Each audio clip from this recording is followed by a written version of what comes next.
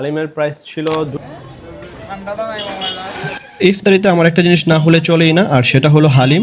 তাই আজকে খেয়ে ফেললাম গরম গরম এক বাটি হালিম। চলুন আপনাদেরও দেখাই কেমন ছিল। এখন আমি ট্রাই করব হালিম, তো খেয়ে দেখি এটা কিরকম টেস্ট। বিসমিল্লাহ। মজা, বাট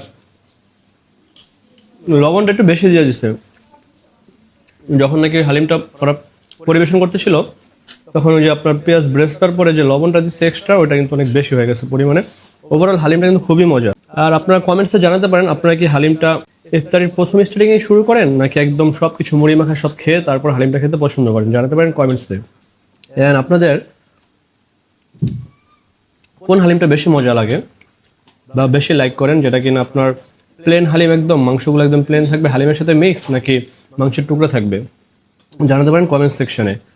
আর এই এক বাটি হালিমের প্রাইস ছিল 200 টাকা। 200 টাকা অনুযায়ী ভালোই দিছে।